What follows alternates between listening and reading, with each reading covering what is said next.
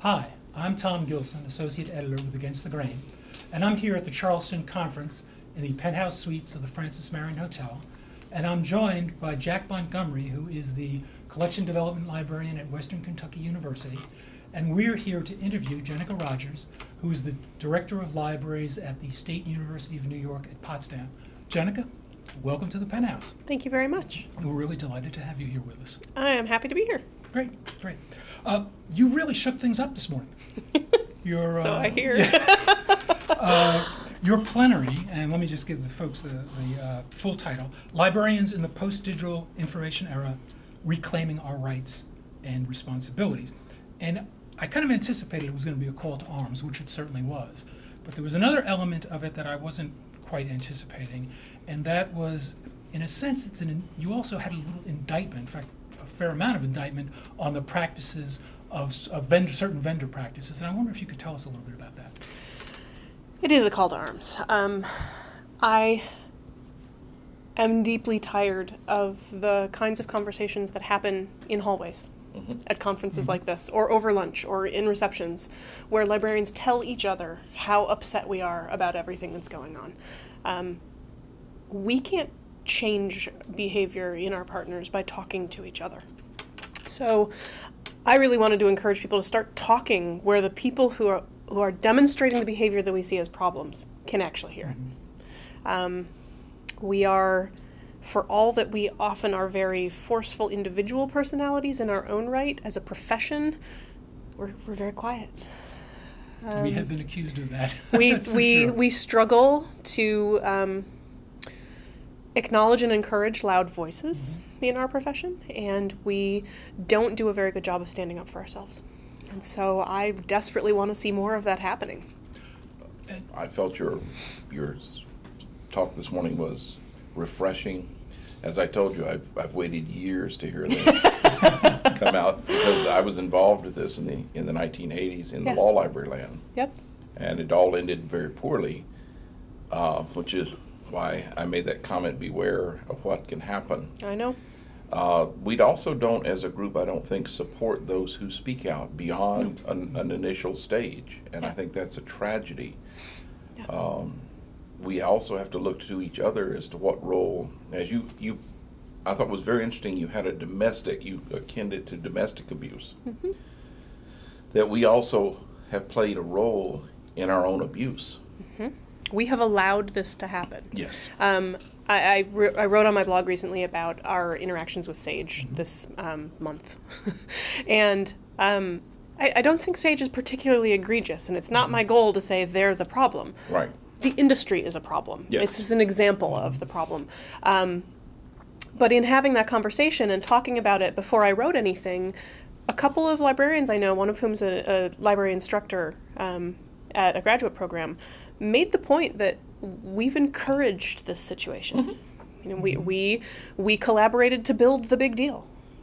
And now we don't like it because we've seen the repercussions of those choices that we made, but we have to acknowledge we made those choices. No one did this to us. No. We keep buying it. We keep saying yes. We keep not arguing. And so I just want us to own our own choices and choose some new ones. I think it's a new role for many of us. I think we're a profession of accommodation. Yes, we are. We are a service profession. Yes. And we want to give people what they need. We want to make sure all of our researchers and our scholars and our users have what they tell us that they need to do. We want to make people happy. And it's hard to say, and you're the problem. Right. It's hard when you are inclined to be a people pleaser, and it's hard to do that. But you've been able to, I think recently, with last year, you canceled subscriptions with the American Chemical Society because of what you felt were unsustainable costs. Yes. Can you tell us a little bit about that? Yeah, the projected cost for the year for 2013's subscriptions from the American Chemical Society, their package for my institution, was going to come in at more than 10% of my entire collections budget for chemistry. I have 4,000 students and 70 chemistry majors. You can't make that math work. No. There is no way to make that math work. And in having negotiations within SUNY, I learned that our research colleagues at the campuses that are Research One institutions were paying just more than twice that much. So there's an unevenness. There's an unevenness in how their pricing is applied. So it's not only unsustainable, but inappropriate. And I just said, no, I can't do this. There's no way for this to work. But when you talk about repercussions, I did that having spent 3 or 4 years working with our chemistry faculty. So that they knew it was coming. They knew this was going to be on, they saw 4 years of price increases and they could see. They knew what was going to happen. And I did that legwork. I tried really hard. So I got a lot of pushback from the vendor on that. Some pretty nasty emails, some phone calls.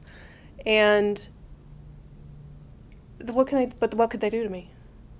They can say bad things about me in the media. They did that. Oh, well. But what are they going to do on my campus? You know, if they want to hit me where it hurts, that's my job, right? But they can't, because my campus knew exactly what I was doing, and they knew why. Because I did that work. How did you build that foundation of support on your campus? Because that's what I think many librarians don't have, is the feeling that they would be supported above them for making a decision such as you have. So how did you do that? I report directly to the provost as part of our administrative structure. And so I have monthly meetings in which I keep her apprised of what's going on. What are the issues in the field? What are the trends? Where are our pressure points? What are our new services that we're looking at offering? And I make sure that she's simply aware of where we're at, where we're going, and why, so that she's not surprised when I say, and we have a problem with chemistry. And I also am part of the academic program committee on campus, which is the provost, the associate provosts, the deans of the schools, and me, and a couple other academic director level folks. And I raise these issues there so that they are also aware that these are problems. And I have the luxury of working on a campus that has spent forever, I don't know, 30 years. I'm 37, that sounds like forever. Working from a perspective of librarians being academic faculty, which we are.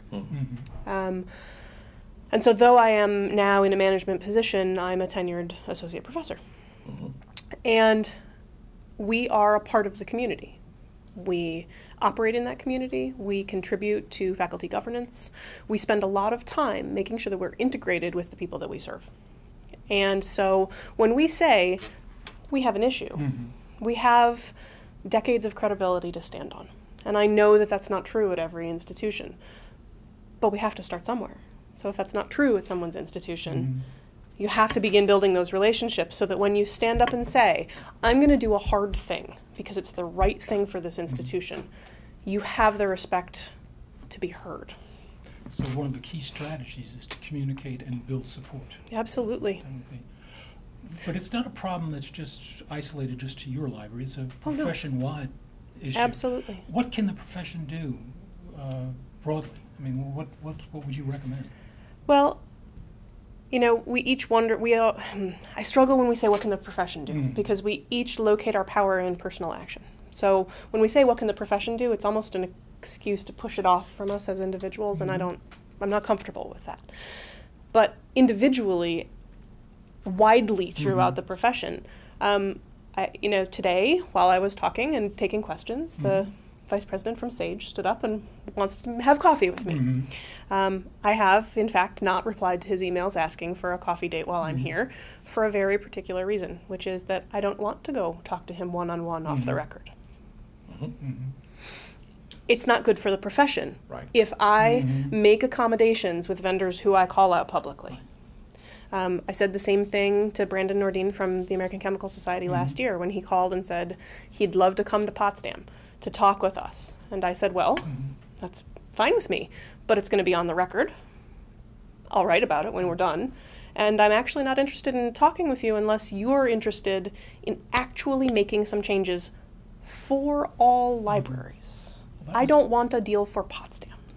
Well, that was one of the things that you kind of emphasized in your talk this morning, this notion of transparency. Everything has to be in the open. And we don't want to hide things, and we don't want to cut special deals.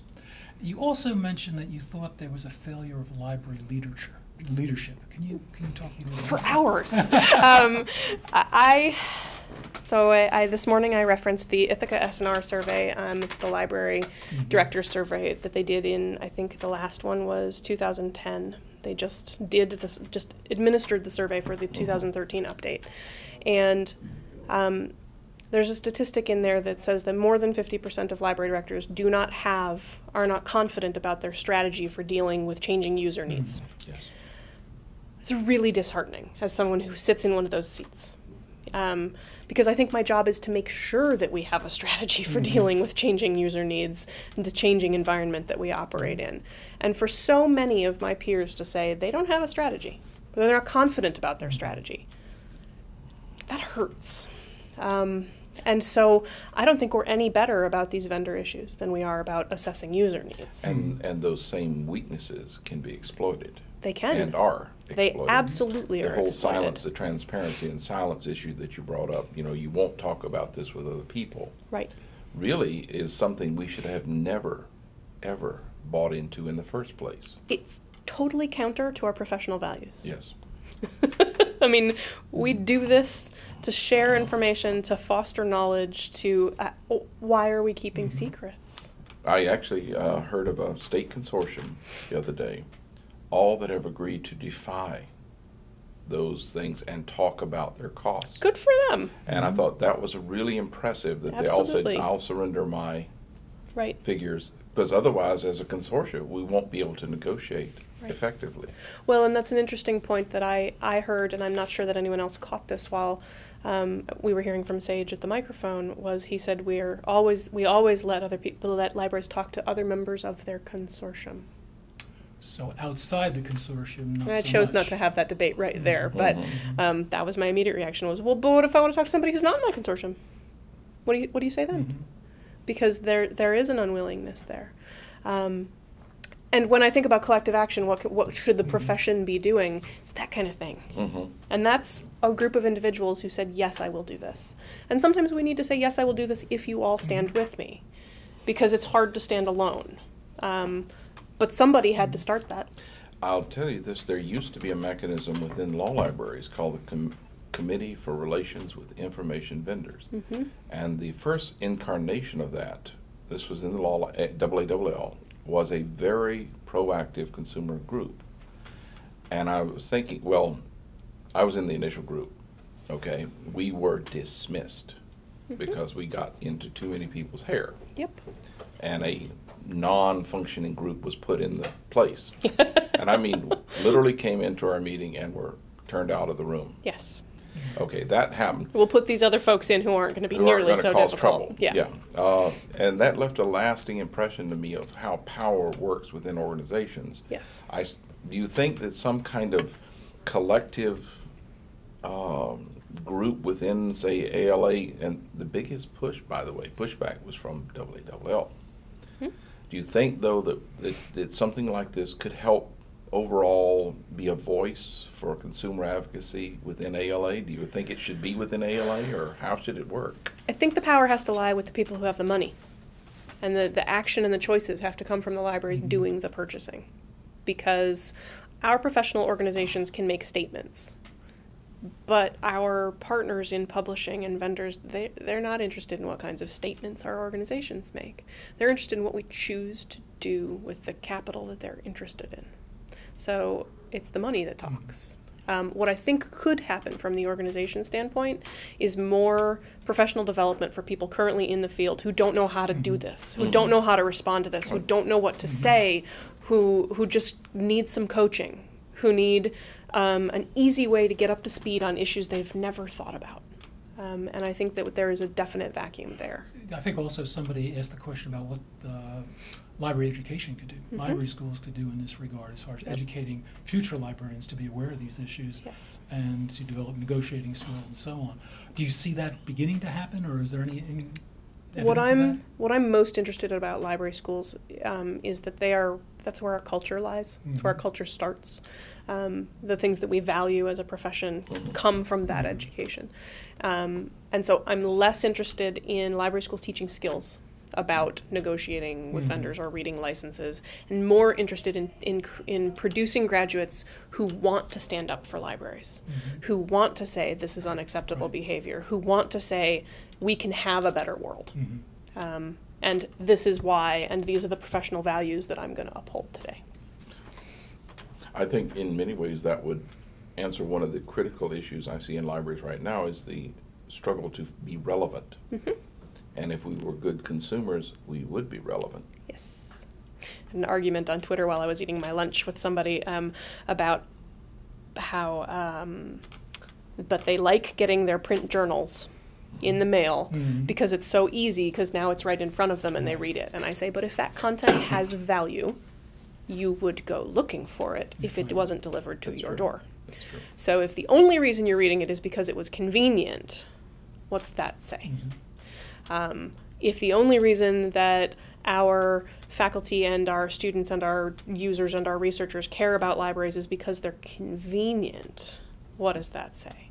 There need to be better reasons for why they are invested in what we do. And that's about relevance. Yeah, I think you have to be relevant on campus and in terms of scholarship and so on. I think you're right about that. One thing I was wondering, you in your talk, you were saying that the current system, the current model is just not sustainable. Yeah.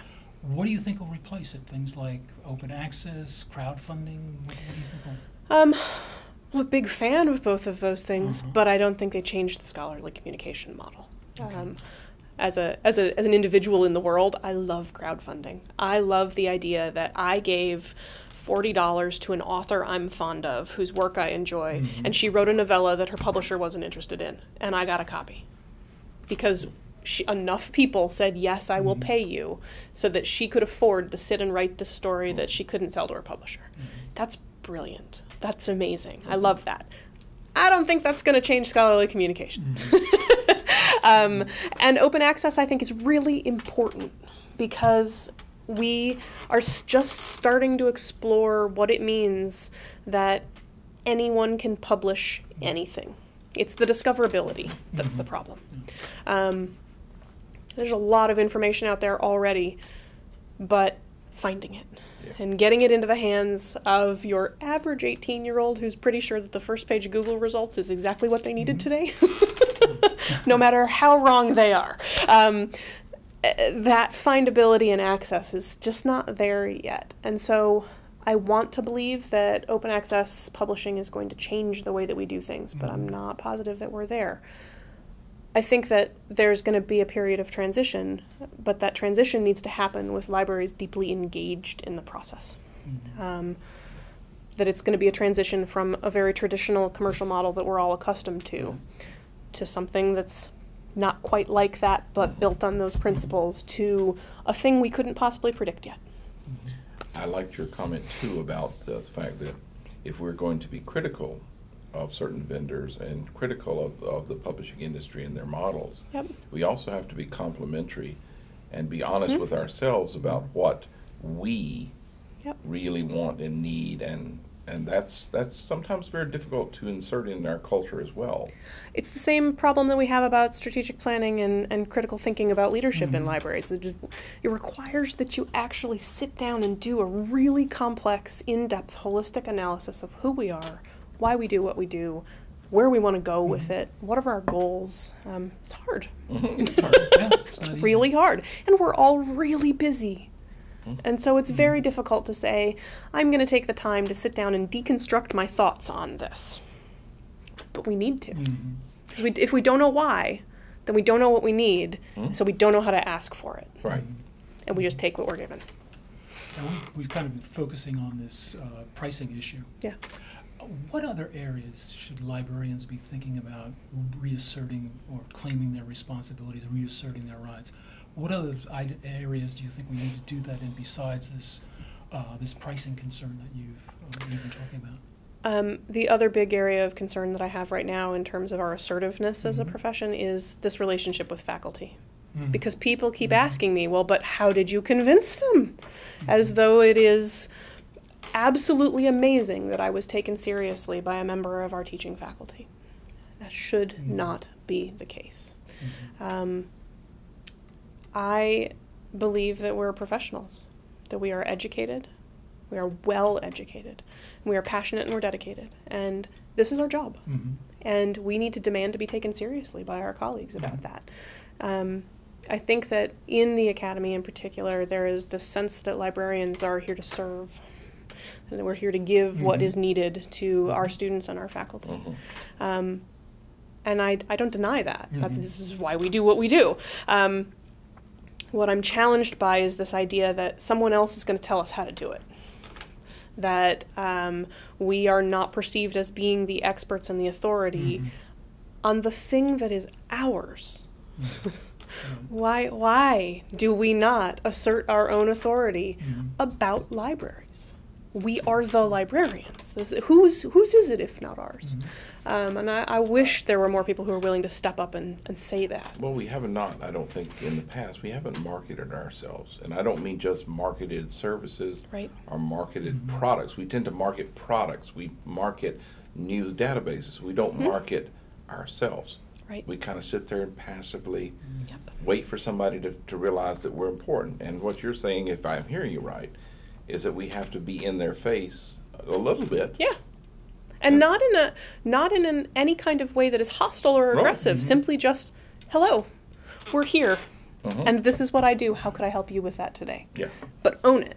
Not, oh, did you need something? A little more assertive. A little more assertive about it. Now, it can't just be you, though, and it just can't be the director or the dean. You got it. It has to be the rest of the librarian staff. Yes. How have you gotten your staff to buy into this and help you promote this image of librarians?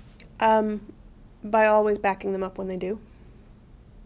And we also have a campus culture in which, since librarians are academic faculty and are participants in faculty governance, whenever there are elections or committee slots, I encourage our librarians to fill those, because it's not only good to be seen and be known to be effective members of our community who people will then value, but it also helps us stay tied to the academic mission of the college because we see what kinds of issues are affecting our colleagues. So I actively encourage that from all members of the library faculty, because it puts us into the context of being colleagues and peers, and also then gives the librarians places where they can succeed in those interactions on their own ground as equals. And all you really need is one interaction where you realize that you're someone's equal to change the dynamic from, petitioner to colleague. You know, so much of Charleston is about giving people a sense of vision. Yeah. And that's one of the things in my 20-something years of being involved with Charleston, that's something that we've always pushed. In the next 10 years, or even take it to whatever time frame you want, what do you see as a vision for libraries and collections within the next 10 years? It's a really hard question. Because 10 years ago, would we have predicted we'd be standing where we are? 10 years ago, we wouldn't have predicted smartphones. No. And so I'm really challenged by it. You've got 10 more years. We'll take it out 5 years. I think that we're going to see a lot more people accepting that print collections are a legacy collection. That we need them, we need monographic type works, and we need archives, and we need archives of print collections. We need those repositories created, but that individual libraries are not going to live and die by their print holdings any longer. And I think we'll see a much broader acceptance of that idea coming pretty rapidly, because the trend is now obvious. You can't avoid this any longer. But I think we're also going to see more and more libraries having to pull back from we must have more, because we've spent the last 10 years saying, well, we must have more. Well, we have a lot of things over here in this area, so now we need more over here, and we're just building these giant piles, but it has become unsustainable. So we're going to see libraries, I think, pulling it back to the more traditional kind of hand selecting that we used to do, except with electronic resources instead of print resources. And again, this is deeply informed by my own experiences, but when you can't afford the big deal, you have to look at user behavior, you have to look at user needs, and you have to say, we have a gap here in our information resources. What fills this gap? Not what fills this gap, but this one. Mm-hmm. What do you see with the librarian as a professional? Can you look out 5 years and see anything that you see coming? Or I love our current library students. I think they're amazing. So I am really looking forward to the staffing changes that are going to come. The baby boomers are actually retiring now. That was promised to me 15 years ago and never happened, but it's actually happening. And so we're seeing an influx of new professionals. And whenever I go to regional or local library conferences, I try to find the library school students who are there. We have several in New York State. And so I just think they're fascinating. It's this great group of people who've come to libraries with a very different understanding of what a library is about. We're in an era of the blending of library schools and iSchools. And so I say, what do you want to do? And they give me this description that is of a thing that would never have occurred to me when I was that age or in that position. I just want to see what they're going to do. They're going to change us. And I think it's going to be for the best. Well, it's exciting. It's the absolutely future is exciting. I mean, with the advent of new information sources and new information types, and trying to meld and integrate all these things into our services, that's exciting stuff. I was somewhere recently, and someone said, "What do you do?" And I said, "I'm a librarian." And instead of the sort of baffled response that you often get to that outside of academia, I got, "Wow, this must be a great time to be a librarian." And I thought, yeah. I wonder why you think that. I know it is. So I noticed you received the SUNY Potsdam's President Award for Excellence. Yes. And professional service. Yep. What did they recognize? I was at that moment in time, it was the same year that I got the Library Journal Mover and Shaker nomination, and I was involved in a SUNY project. Amongst our comprehensive colleges, there are 12 comprehensive colleges, four-year institutions in SUNY. And we were trying to start doing cooperative collection development in meaningful ways. We were implementing a bunch of recommendations, because all we can do is recommend that each library participate. Things like check the holdings in SUNY before you buy something.